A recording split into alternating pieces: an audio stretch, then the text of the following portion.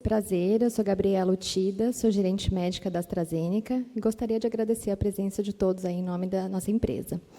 Estamos hoje com um palestrante muito querido para nós, que é o Dr. Rodrigo Moreira. Ele é endocrinologista colaborador do Instituto Estadual de Diabetes e Endocrinologia do Rio de Janeiro, doutor em endocrinologia pelo FRJ e ex-presidente da ISBEM. Decidimos aí esse tema da palestra, que é a dapaglifosina aí no tratamento do diabetes tipo 2, pensando no conceito da síndrome cardiorrenal metabólica. Inclusive, recente, a American Heart Association fez uma publicação sugerindo que comecemos a abordar esse tema dessa maneira, e não só como síndrome metabólica. Então, pensando na importância desse contexto geral da síndrome cardiorrenal metabólica, que decidimos trazer o Dr. Rodrigo para contar um pouquinho da história da dapaglifosina em todo esse contexto. Dr. Rodrigo, por favor. Então, bom dia. Queria começar agradecendo à AMB pelo convite e à AstraZeneca para estar aqui nesse congresso, e especificamente nesse simpósio. Nesses próximos 40 minutos, eu vou tentar contar uma história para vocês. Para quem é endocrinologista ou cardiologista, talvez tenha vivido essa história de perto, mas eu sei que muitos de vocês aqui são clínicos, médicos de família, generalistas, e eu acho que conhecer essa história vai facilitar muito para vocês entender como é que uma molécula conseguiu mudar o tratamento do diabetes, e eu vou falar aqui também do tratamento da insuficiência cardíaca e da doença renal crônica. A gente vai ter aproximadamente uns 40 minutinhos de aula, e depois eu vou abrir para 10 minutos de pergunta, a gente vai ter os microfones aqui. Então, eu sou endocrinologista, sou ex-presidente da Sociedade Brasileira de Endocrinologia e, atualmente, eu presido a comissão de título de especialista da sociedade. Esse aqui também é os conflitos de interesse. Então, a gente está num simpósio patrocinado pela AstraZeneca. E toda a história tem um começo. E a minha história começa com vocês em 2006. Em 2006, foi publicado o Guideline de Tratamento do Diabetes da American Diabetes Association. E olhem como era fácil tratar diabetes há 20 anos atrás. Você tinha uma hemoglobina glicada de 7, você pegava sim e não, e podia colocar uma insulina basal, uma sulfonilureia ou uma glitazona. Era o que você tinha de opção para o tratamento do diabetes. Só para vocês saberem também, até 2006, a gente tratava pacientes com diabetes no momento do diagnóstico com dieta e atividade física. Esse guideline ele é emblemático porque é a primeira vez que a metformina aparece para todo paciente com diabetes no momento do diagnóstico. Então, se hoje vocês têm claro o conceito de que tem que dar metformina para todo paciente, vocês têm que imaginar que em 2006 a gente não tinha isso tão claro. Você imagina receber um paciente com hemoglobina glicada de 8 e falar para ele, o tratamento da sua doença envolve dieta e exercício. E era isso que a gente fazia há 20 anos atrás. E tinha uma frase que a gente usava muito, que está aqui, que é, embora 3 agentes orais possam ser utilizados, a iniciação ou intensificação de insulina é preferível, baseada em eficácia e custo. Então, há 20 anos atrás, eu tratava diabetes dizendo, dê uma medicação, dê 2 medicações, se não funcionar, dá insulina. E era um conceito puramente de um tratamento baseado em glicose. Era hemoglobina glicada de 7, sim e não, e era assim que você progredia. Em 2007, especificamente no dia 21 de maio de 2007, é publicado um dos artigos mais bombásticos da história da diabetologia, da endocrinologia. O New England Journal of Medicine publica uma meta-análise chamada Efeito da rosiglitazona no risco de infarto do miocárdio e morte por causas cardiovasculares. Esse artigo foi publicado por um cardiologista da Cleveland Clinic, que é o Dr. Steven Nissen, talvez um dos cardiologistas mais importantes que a gente tem hoje. E imaginem, a rosiglitazona era um antidiabético oral, uma medicação que teoricamente melhorava a resistência à insulina, tinha um efeito benéfico sobre a pressão, reduzia LDL pequeno e denso. E o que o Dr. Nissen mostra nessa meta-análise está aqui, ó. Indivíduos que tomaram rosiglitazona tinham 43% mais chance de ter um infarto agudo do miocárdio e 64% mais chance de morrer por doença cardiovascular. Vocês não têm noção da bomba que foi esse artigo. O Dr. Nissen, 3 semanas depois, foi para o Congresso Americano de Diabetes. Imagine um auditório com 10 mil pessoas, as pessoas levantavam e botavam o dedo na cara dele. Você não podia ter publicado esse artigo, você é um irresponsável. O Dr. Nissen tem cartas de ameaças, tem carta de diretores da GlaxoSmithKline. Isso vai virar um filme, vai virar uma série da Netflix um dia, a história do Dr. Nissen com esse artigo. O artigo vaza, sai do New England, vai para o laboratório. É uma história de cinema. Mas o que vocês têm que entender é que, com um artigo, o Nissen mata a rosiglitazona. A gente chama ele é o nosso serial drug killer. Ele matou não só a rosiglitazona, mas, se vocês souberem, o Vioxx. Um artigo dele mata uma medicação. E, por conta desse artigo, surgiu uma dúvida. Será que todo medicamento para diabetes é seguro? E aí, 1 ano depois, o FDA publica esse documento. Estamos em 2008. É um guia para a indústria farmacêutica sobre a avaliação do risco cardiovascular em novas terapias antidiabéticas para tratar o diabetes tipo 2. O que o FDA diz? Eu vou fazer um karaokê para vocês. Para estabelecer a segurança de novas terapias antidiabéticas para o diabetes tipo 2, sponsors, indústria farmacêutica, deve demonstrar que a terapia não resulta num aumento inaceitável de risco cardiovascular. O que o FDA estava dizendo? Para lançar qualquer novo medicamento para o diabetes tipo 2, a indústria tem que provar primeiro que este medicamento não aumenta o risco de doença cardiovascular. Como que ele vai ter que fazer isso? Ele vai ter que fazer um ensaio duplo cego, randomizado, controlado por placebo multinacional, avaliando 3 desfechos: morte cardiovascular, infarto agudo do miocárdio e AVC. E, a partir desse momento, isso virou algo que nós vamos chamar de 3-point MACE. O que é MACE? Major Adverse Cardiovascular Event. Evento cardiovascular maior. Esses são os 3. Eles colocam, também pode incluir hospitalização por síndrome coronariana aguda, revascularização e, possivelmente, outros endpoints. Começa na endocrinologia, na diabetologia, a chamada era dos estudos CVOTs. São os Cardiovascular Outcome Trials. Cada quadradinho desse envolve um CVOT diferente. Se vocês olharem em laranja, são os CVOTs dos inibidores da DPP-4. Se vocês olharem em verde, dos análogos de GLP-1, e em cinza, dos inibidores da SGLT2. Cada laboratório tinha que fazer um estudo desse. São estudos que custavam $500 bilhão. De quem é a culpa? Maldito Dr. Steven Nissen. Ele foi execrado, a indústria farmacêutica queria matar ele. Porque vocês têm que entender que o estudo tinha que provar que a droga era segura, só isso. Então, aqui está uma lista para vocês dos estudos com os inibidores da DPP-4. Savortine e saxagliptina versus placebo, alogliptina versus placebo, sitagliptina versus placebo. Tem um estudo que é um pouquinho diferente, que é o Carolina. Olha o tamanho dos estudos. 16 mil pacientes, 5 mil pacientes, 14 mil pacientes, 6 mil pacientes. Olha os desfechos. Nosso 3-point MACE, infarto, morte, AVC. Alguns estudos, 4-point. E, para quem não está acostumado com esses estudos, esse estudo ele é desenhado para um target number of events. O estudo vai acabar quando 1.000 infartos, mortes e AVCs acontecerem. Esse vai acabar quando 650, como 1.300. Então, eu participei do Carolina. Imagina, você está lá esperando o paciente chegar, o paciente não chega, você liga para ele, a família fala: não, doutor, ele morreu. Eu tive um paciente que foi isso: doutor, ele morreu no sofá. Ele teve um infarto, ele está internado na UTI.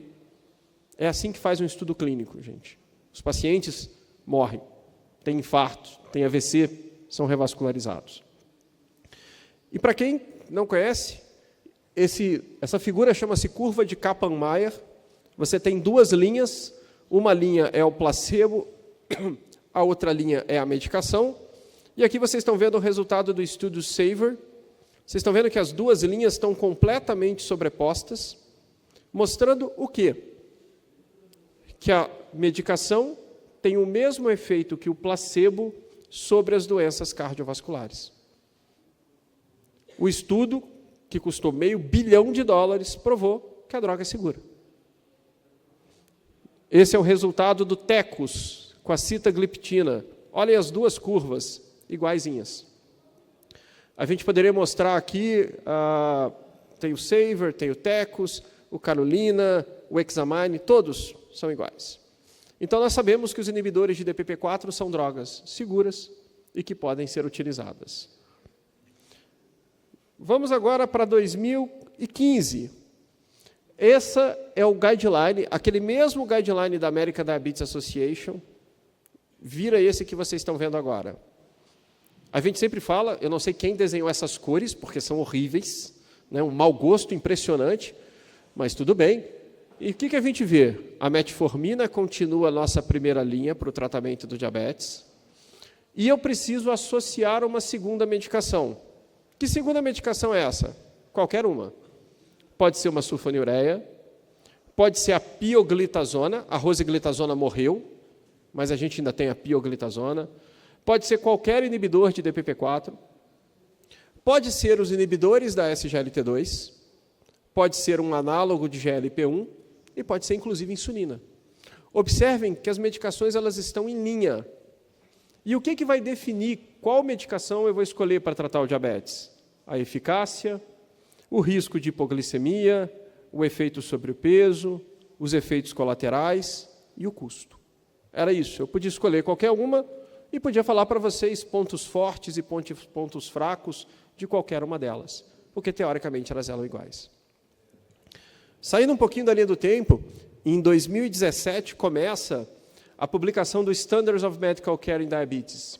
Para quem gosta de diabetes, todo mês de janeiro, a Sociedade Americana e a Sociedade Europeia se juntam e publicam esse documento, onde eles falam, teoricamente, as bases para o tratamento do diabetes.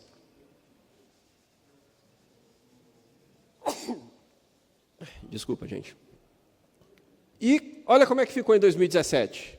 Primeiro, entrou alguém de bom gosto para melhorar as cores, é uma grande mudança. Olha como é que eles colocam lá em cima um conceito novo.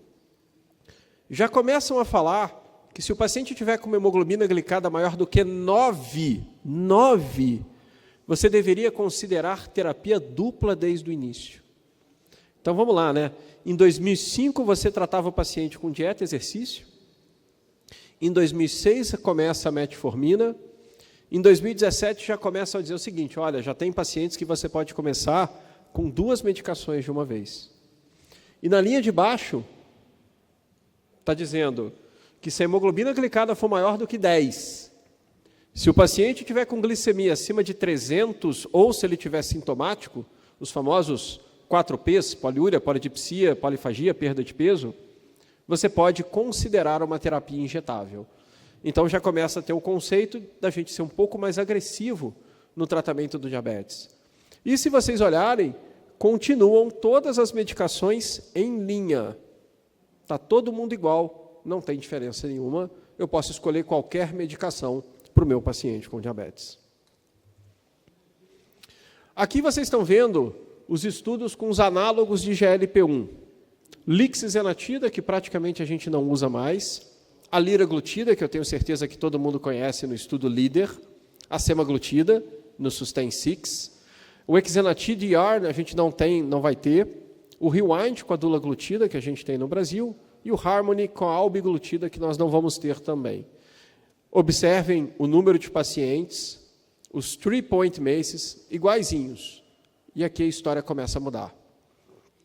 E ela começa a mudar em 2016. Ela começa a mudar em 2015, 2016.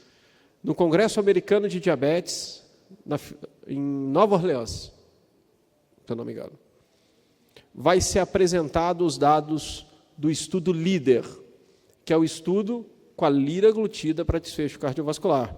Curiosidade, olha quem é um dos autores aqui, ó. Olha ele aqui, Dr. Steven Nissen. E o que a gente esperava desse estudo? Tá bom, né? Vai mostrar o que os estudos querem mostrar para a gente. Que a medicação ela é o quê? Segura. É o que a gente espera.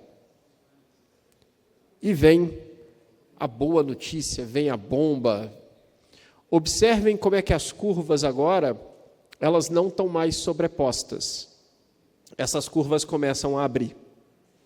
E quando a gente olha esse dado que está aqui, ó, esse hazard ratio de 0,87, isso quer dizer que os pacientes que tomaram liraglutida tiveram 13% menos infarto, morte e AVC. Vocês não têm noção. A gente aplaudia essa apresentação. Ninguém esperava, né? Eles fizeram suspense. Para quem nunca foi numa apresentação de um estudo desse, é super interessante. Eles vêm, ó, começa neste momento o embargo do estudo clínico. Ninguém pode pegar celular, não pode bater foto. E aí acaba a apresentação e ele fala, e nesse momento o estudo está publicado. Aí pega todo mundo o celular desesperado para achar o estudo e tentar ler o resultado inteiro. Mas apareceu uma coisa espetacular, de uma medicação que reduz infarto, morte e AVC. Se vocês olharem aqui para o lado, morte por todas as causas, 22% de redução. Não vou mostrar todos, a gente está vendo aqui com a liraglutida, mas depois vem o Susten com a semaglutida, deu positivo. Vem o Rewind com a dulaglutida, deu positivo. Então a gente vê que os análogos de GLP-1 são medicações que, além de tudo que fazem de bom, reduzem desfecho cardiovascular. A quem que a gente agradece? Ao Dr. Steven Nissen. Graças a ele foi feito o estudo que agora está mostrando que a droga, além de controlar a glicose e emagrecer, ainda reduz desfecho. O Dr. Steven Nissen virou agora o queridinho da indústria farmacêutica. Olha como é que muda. Mas temos um problema. Os análogos de GLP-1 não é um problema. São medicamentos injetáveis de um custo muito alto. Então, a gente estava muito curioso agora para os inibidores da SGLT2. Dapagliflozina, empagliflozina, canagliflozina. São medicamentos que agem no rim, que promovem glicosúria, perda de glicose na urina. Rodrigo, isso é esquisito, perda de glicose na urina. Será que isso vai ser bom? Será que isso vai ser bom para o rim, fazer glicosúria? Mas eram drogas que, naquela época, a gente já sabia que melhoravam a glicose, que tinham um efeito no estresse oxidativo, que baixava ácido úrico. Mas será que elas vão ser seguras do ponto de vista cardiovascular? E aí vem o Congresso Europeu de Diabetes, em Estocolmo, onde são apresentados os dados do EMPA-REG Outcome Study, que é o estudo de segurança com a empagliflozina. De novo, o estudo foi desenhado para mostrar a segurança da medicação. Só isso, que ela é segura. E vem a apresentação dos dados. As curvas se abrem precocemente, e pela primeira vez a gente está demonstrando que um antidiabético oral, com um comprimido, uma vez ao dia, além de, qual é o tripé dos inibidores da SGLT2? Melhora de hemoglobina glicada, redução de peso, redução de pressão. Essa medicação reduzia 14% infarto, morte, AVC. Esse resultado parecia festa. O pessoal batia palma, assoviava, ficou de pé. Era uma revolução gigantesca. Começou a discussão. Será que esses dados são só da empagliflozina? Ou será que eles também vão ser replicados com a canagliflozina e com a dapagliflozina? E um dado importante desse estudo, praticamente 100% dos pacientes eram pacientes de prevenção secundária. Isso é, eram pacientes que já tinham tido infarto, já tinham sido revascularizados, Então, a gente tinha que saber agora, será que esses dados são replicáveis para as outras drogas, EMPA, DAPA e CANA? E será que eles também vão ser eficazes para pacientes sem doença cardiovascular? Aqueles pacientes que nós vemos mais na atenção primária, que o clínico geral vê, aquele paciente com diabetes que ainda não teve um infarto, não teve um AVC. Um ano depois, é publicado os dados do estudo da canagliflozina, que é o programa CANVAS, e eu peço só que vocês olhem os dados da EMPA, 0,86, olhem os dados da CANA, 0,86. É exatamente o mesmo 14% de redução de desfecho. A gente começa a ver, opa, isso parece ser um dado de classe, 12 inibidores da SGLT2. A canagliflozina ela teve um problema, houve um aumento de incidência de amputação, a gente praticamente não usa ela mais no Brasil e o próprio uso mundial caiu muito. Então, eu não vou falar mais dela muito por ser uma medicação que a gente praticamente não usa. E aí a gente vai para um forest plot. Para quem não conhece essa figura, ela chama forest plot. O que a gente coloca nela? O que vocês estão vendo nessas barrinhas são chamados intervalos de confiança. E como é que a gente interpreta essa figura? Eu traço uma linha pontilhada no número 1, e esse intervalo de confiança não pode cruzar o número 1. Se ele não cruzar o número 1, eu digo que o resultado é significativo. E aqui a gente vê o resultado. Olha que lindo! São praticamente iguais os dois intervalos de confiança da cana e da empagliflozina. Quando a gente olha para cada um dos desfechos, infarto, morte, AVC, a gente vê uma diferença aqui em morte cardiovascular, mas você pode olhar que os outros são basicamente semelhantes.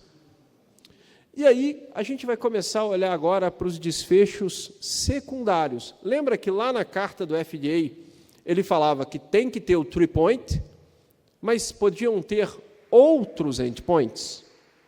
O que eles colocam de endpoint? Hospitalização por insuficiência cardíaca e morte cardiovascular ou hospitalização por insuficiência cardíaca. Como é que a gente interpreta esse dado? Vocês estão vendo como é que os intervalos de confiança estão se afastando da linha pontilhada?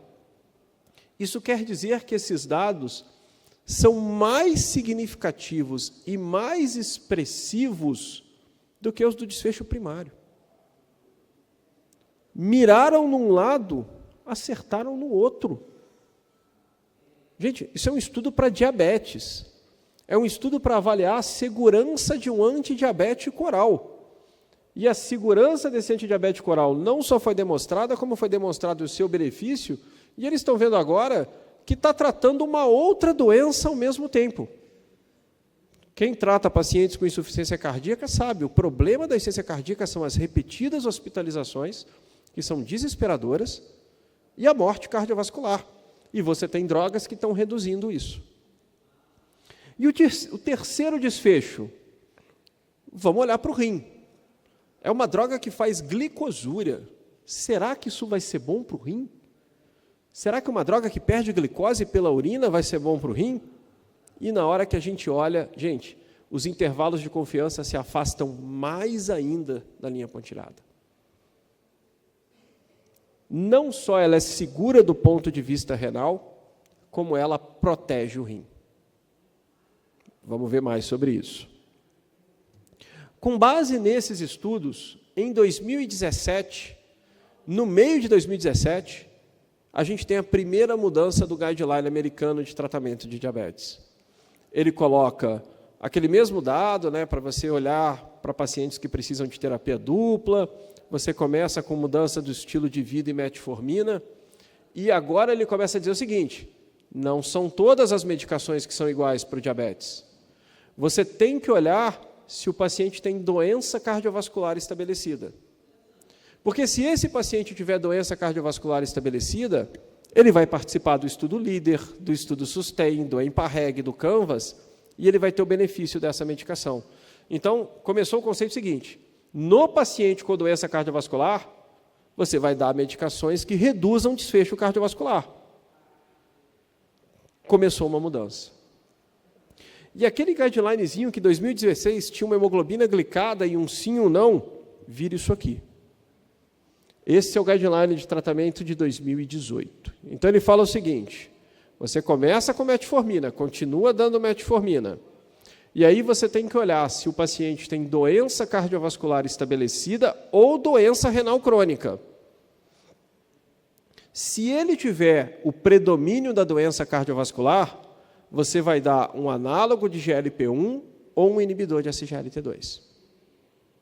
Se ele tem heart failure, insuficiência cardíaca ou doença renal crônica, você vai dar um inibidor de SGLT2.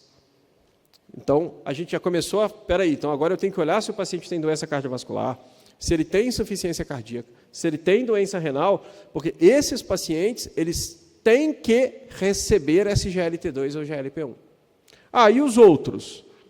Os que não têm doença cardiovascular. Aí eu posso dar o inibidor de DPP-4, posso dar o GLP-1, posso dar o inibidor de SGLT2, posso fazer pioglitazona, posso dar insulfonilureia.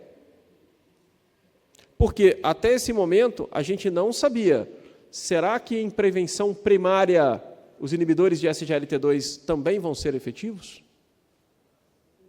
Vem o estudo DECLARE-TIMI. O DECLARE-TIMI é um dos estudos mais importantes. Ele envolveu 17 mil pacientes, olha o tamanho do estudo. E o DECLARE-TIMI tem uma característica importantíssima. 60% dos pacientes que entraram no DECLARE-TIMI eram de prevenção primária. Não tinham doença cardiovascular. Eram os nossos pacientes da atenção primária da clínica médica. Esses pacientes foram randomizados para dapagliflozina e placebo. Eles seriam acompanhados até que houvessem 1.390 MACEs. E o DECLARE, ele faz uma mudança. Olha o nosso 3-point MACE aqui, morte, infarto, AVC. Só que o DECLARE ele é o primeiro estudo que diz o seguinte: essa medicação parece tratar insuficiência cardíaca. Então, eu vou colocar um outro desfecho primário, e, de novo, nesse estudo, era para pacientes sem insuficiência cardíaca. Eu vou colocar um desfecho de morte cardiovascular ou hospitalização por insuficiência cardíaca. E ele coloca um desfecho renal. E aqui vem um ponto importante. Quando a gente fala de desfecho renal, se vocês olharem os estudos mais antigos, vários estudos consideram aparecimento de albuminúria ou piora de albuminúria como desfecho renal. E hoje, a gente pode fazer essa discussão, eu particularmente acredito nisso, albuminúria não é um desfecho, é um marcador de lesão. O que é desfecho renal? Perda de 40% da taxa de filtração glomerular, isso significa dobrar a creatinina plasmática. Doença renal em estágio final, diálise, transplante, taxa de filtração menor do que 15, morte cardiovascular e morte renal. É isso que o DECLARE vai ver. Se eu der dapagliflozina para pacientes com diabetes, eu consigo ter segurança, reduzir morte cardiovascular e proteger o rim? E olha aqui o dado que eu comentei. 60% dos pacientes eram esses aqui. Guardem esses dados, homem com 55, mulher com 60, com pelo menos um fator de risco, dislipidemia, hipertensão e tabagismo. Guardem esse critério. E está aqui o resultado do estudo. Mesmo nessa população, onde 60% dos pacientes eram de prevenção primária, houve uma redução de 17% de morte cardiovascular e hospitalização por insuficiência cardíaca. Houve uma redução não significativa de 7% do 3-point MACE e houve uma redução de 24% na progressão da doença renal. São dados espetaculares. Com base nesses estudos, em 2019, eu era presidente da Sociedade Brasileira de Endocrinologia, tenho muito orgulho disso. Eu fui convidado aí à Conitec a Comissão Nacional de Incorporação de Tecnologias no Sistema Único de Saúde, e eu fui defender a incorporação de um inibidor de SGLT2 no SUS. Qual? Dapagliflozina ou empagliflozina? Eu falei, qualquer um. Deixa a AstraZeneca e Boehringer Ingelheim se matarem para quem vai vender mais barato. O importante é o SUS colocar um inibidor de SGLT2 para o tratamento dos nossos pacientes com diabetes. Por conta disso, melhora a hemoglobina glicada, perde peso, melhora a pressão, reduz a hospitalização e morte cardiovascular, reduz desfecho renal. Eu apresentei modelos de farmacoeconomia. Gente, vocês vão gastar agora, daqui a 5 anos, vocês vão reduzir diálise, vocês vão reduzir transplante, vocês vão reduzir hospitalização por IC. E em 29 de abril de 2020, foi publicado no Diário Oficial da União a decisão de incorporação da dapagliflozina no Sistema Único de Saúde. Logo depois, para quem não está acostumado, foi publicado o Protocolo Clínico e Diretrizes Terapêuticas. Todas as doenças têm um PCDT, que é o que norteia o tratamento da doença no Sistema Único de Saúde. Esse PCDT, eu tenho a honra de ter sido um dos revisores e um dos autores, ele coloca, vai ficar pequenininho para vocês, a dapagliflozina aqui embaixo. O que o PCDT falava?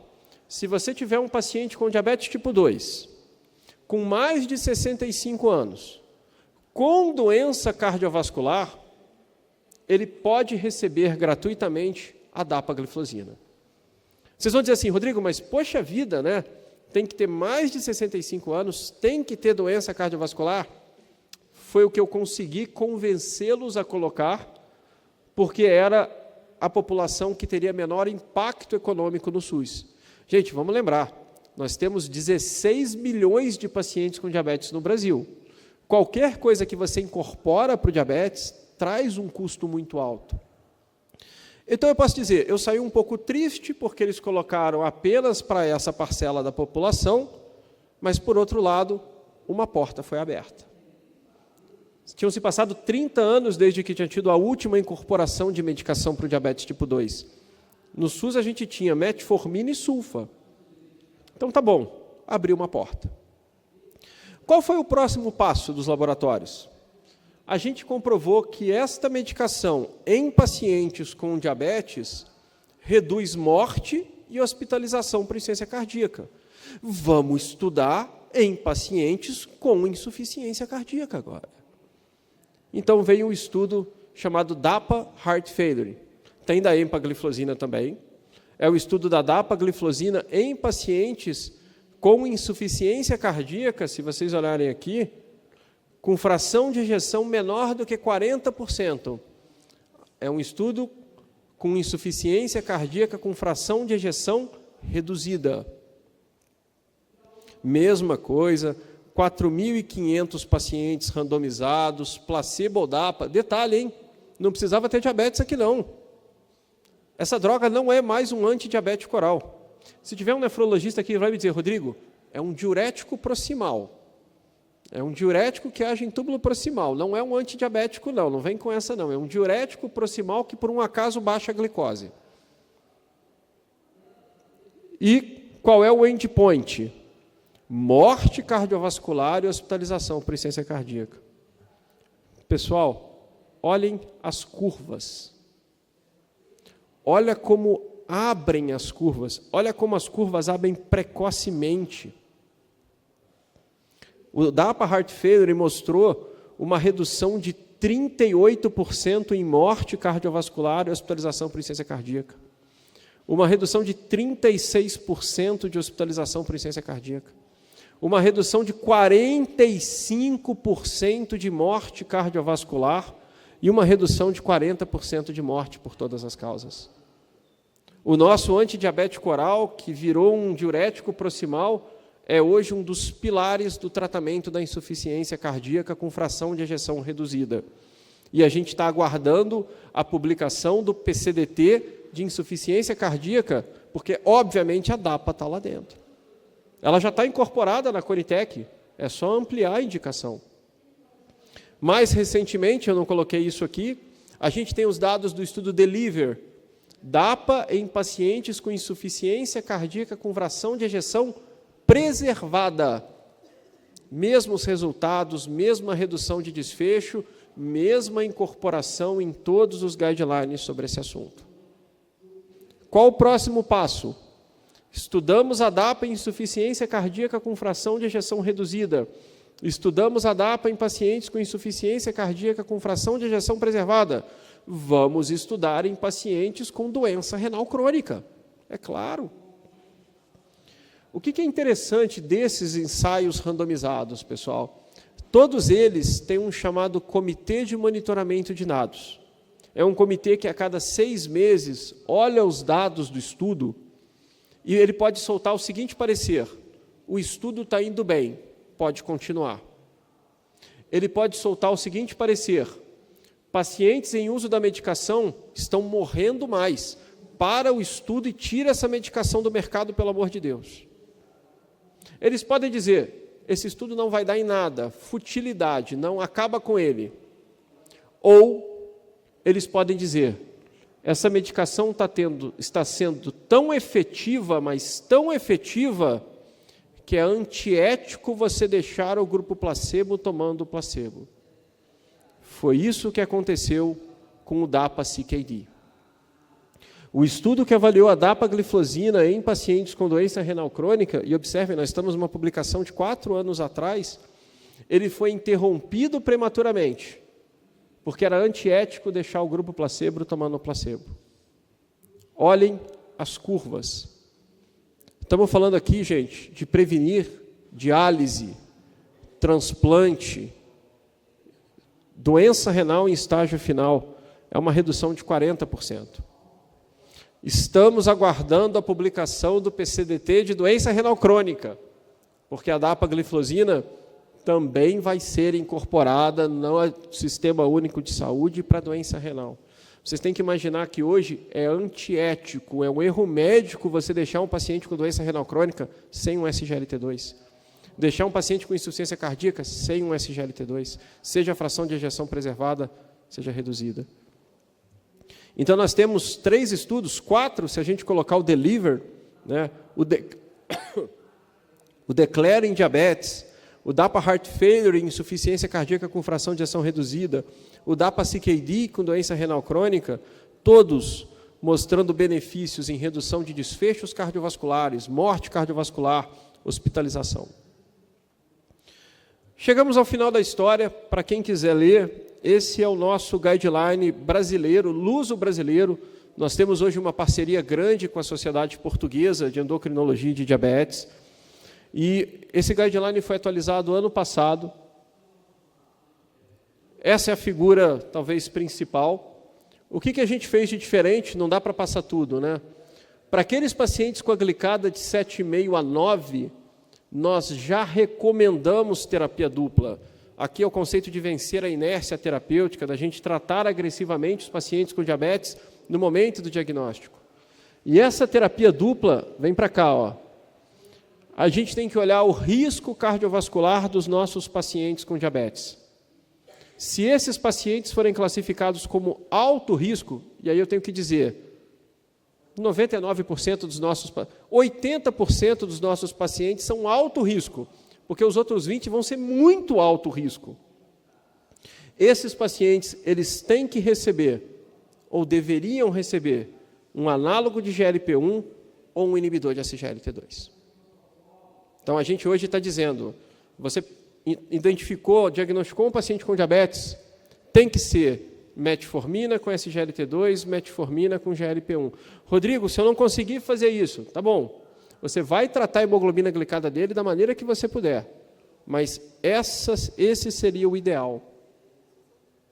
A nossa história termina em fevereiro desse ano. Há 6 meses, nem isso. Foi publicado o novo PCDT de diabetes tipo 2. O protocolo clínico e diretrizes terapêuticas, né, que a gente discutiu lá em 2020, já foi revisado em 2024. E o que eles fizeram? Ampliaram a utilização da dapagliflozina no SUS. Então, lembra, para quem podia tomar dapagliflozina? indivíduos com doença cardiovascular e mais de 65 anos. Quem pode tomar dapagliflozina hoje no SUS? Pacientes não controlados.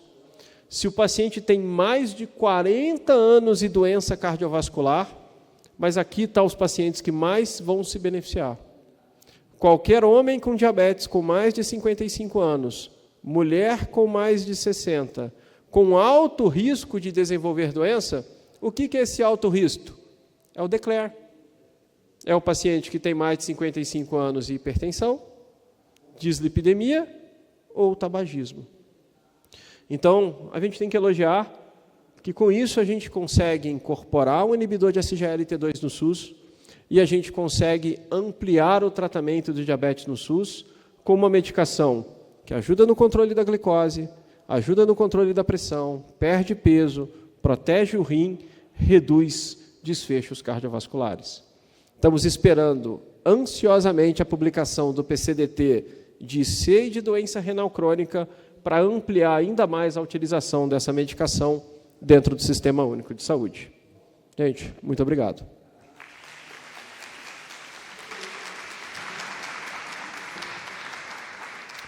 A gente tem 10 minutos de perguntas. Eu tenho um microfone aqui. Se alguém quiser fazer alguma pergunta, algum comentário.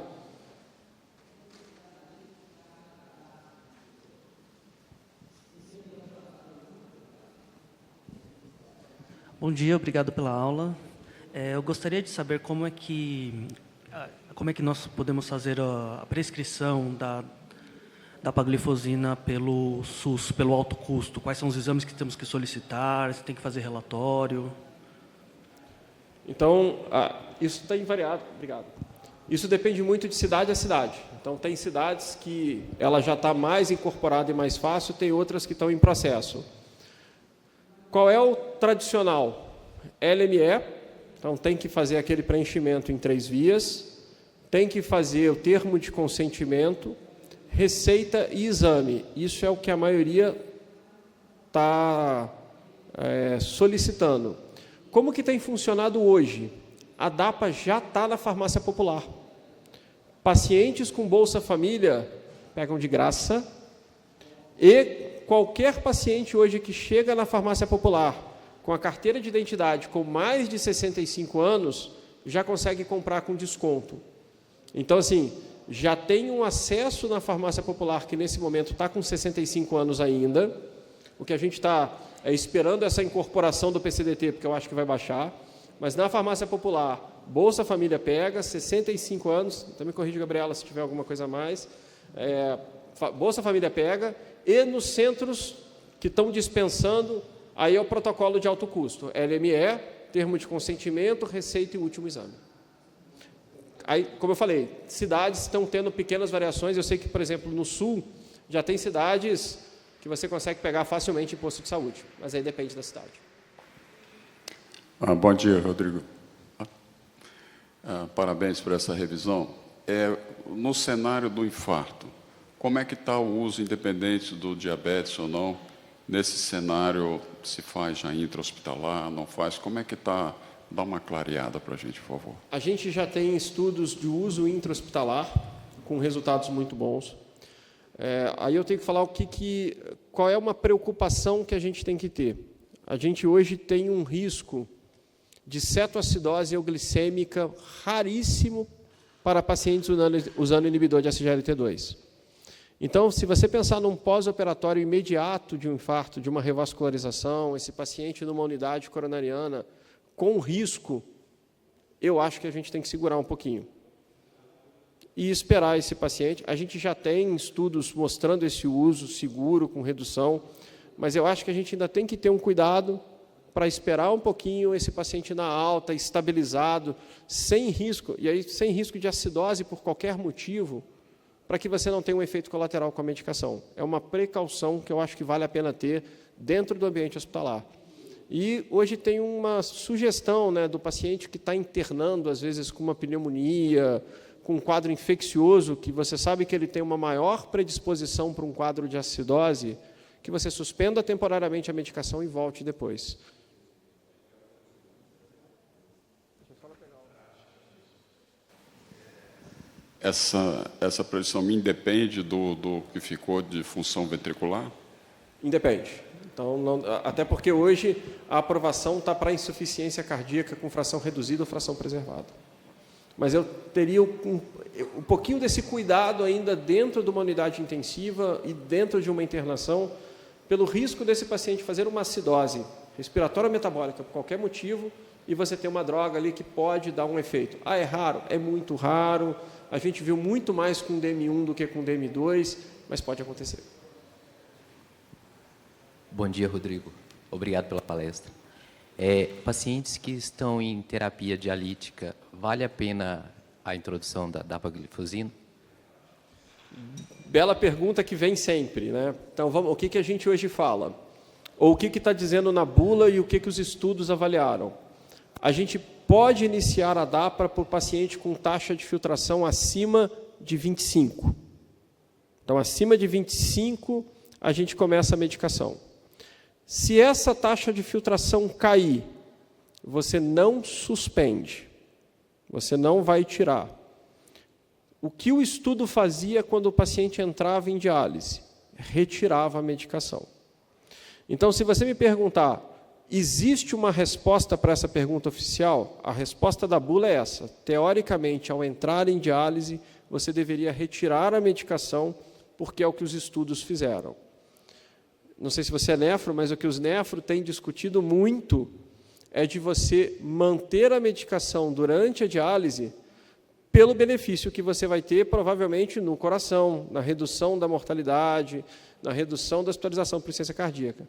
A gente sabe se esse benefício existe? Não, não sabemos. Tem estudo sendo feito em pacientes em diálise, não tem indicação de começar para o paciente dialisando, isso eu posso dizer, não está indicado. A grande dúvida é aquele paciente que vinha usando e entra em diálise, pelos estudos, retirar, e tem uma discussão gigantesca hoje com a nefro de você tentar manter para preservar o restinho de função residual e para proteger o coração. Mas a gente não tem isso em nenhuma diretriz, nenhum guideline, nenhuma recomendação, porque não tem um estudo que responda essa pergunta. Então, você quer fazer by the book, pela bula, tem que suspender. Você está num grupo de pesquisa, avaliando isso cuidadosamente, as pessoas têm uma tendência hoje de manter, pensando nos benefícios cardíacos.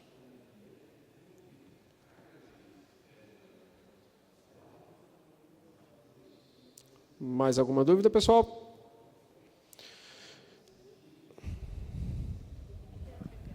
Essa observação que você fez, porque já na época do inibidor de ECA e ARA2, muita gente suspendia o uso quando a creatinina aumentava. E isso já está mostrado que a dapagliflozina faz a mesma coisa. Aumenta um pouquinho a creatinina. E é só continuar observando e não suspender. Boa. Porque ainda hoje tem gente que ainda suspende ECA e ARA2. E pode acontecer a mesma coisa com a DAPA, e o melhor é continuar. Em relação aos pacientes dialíticos, estamos esperando estudo ansiosamente por conta dos outros benefícios, né? Não é porque só o paciente está dialisando que está tudo acabado. Então, os benefícios de preservar a função residual e, principalmente, de melhora no contexto cardiovascular, do diabetes, tudo isso, porque a gente sabe que o paciente ainda continua tendo uma doença que vai atingir outros órgãos-alvos. Mas, em grupos, né, de nefro que eu participo, tem bastante nefrologista continuando com a DAPA quando o paciente entra em diálise. Não só quando está nefrologista que está participando de estudo, não. Ele continua com a DAPA, o paciente entrando em diálise e observando se aquilo está causando algum malefício ou não. E, em princípio, não tem sido relatado. Isso. A doutora Luciana é nefrologista, tá, gente? E ela lembrou só um ponto importante. Guardem isso. Quando você inicia o SGLT2, o paciente faz uma queda abrupta da função renal. Então, você imagina você iniciar para aquele paciente com 26, ele vai fazer uma quedinha. A gente fala uma queda, às vezes, até 30%. Então, 26 quer dizer que, às vezes, você vai começar a medicação, ele vai cair para 20, para 19. O equivalente a isso é a creatinina plasmática vai dar uma subidinha. Mantenha a medicação. Isso acontece com IECA, isso acontece com o BRA, isso acontece com a finerenona.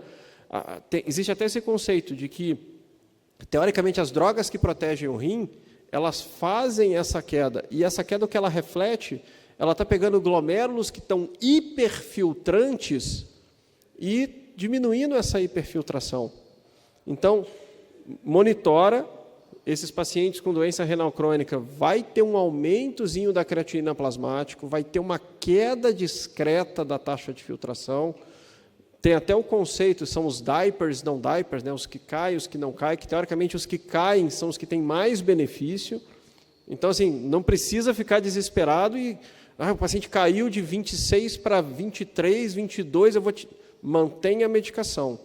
Esse benefício vai ser estabelecido. E é isso, a maioria dos néfros que você conversa mantém na diálise. A gente está falando o que o estudo manda fazer. Gente, a gente está exatamente no tempo. Queria novamente agradecer. Se alguém quiser alguma dúvida, eu fico à disposição aqui. Novamente, muito obrigado e um bom restinho de congresso para todos.